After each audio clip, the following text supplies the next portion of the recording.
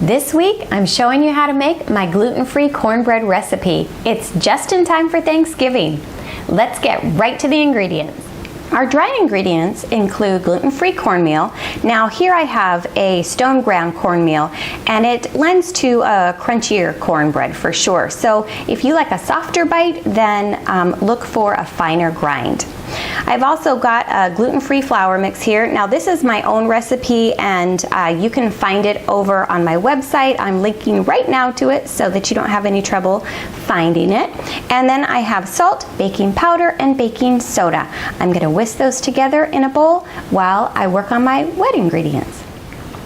Our wet ingredients include 2 eggs, brown sugar, you can also use coconut sugar, defrosted frozen corn kernels, well drained. You can also use canned corn, just make sure to drain it. A stick of butter that we're going to melt, and then instead of buttermilk, which you can use, I'm using almond milk with some lemon juice.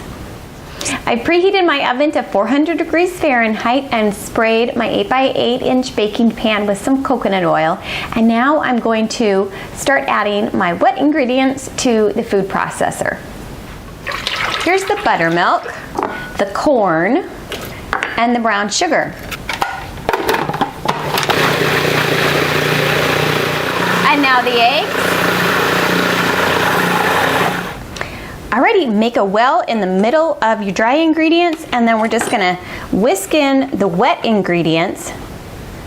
And since we're not using gluten here, you know, with a lot of these quick breads, you have to be really careful about not over mixing.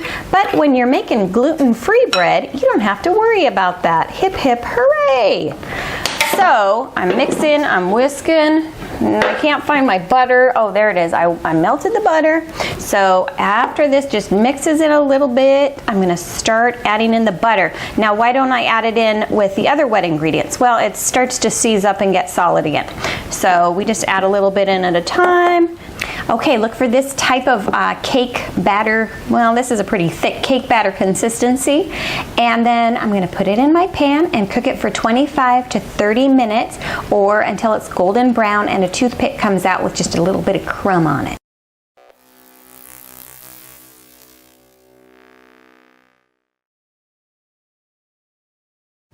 Homemade, healthy, and super delicious. There's no need to buy a box mix.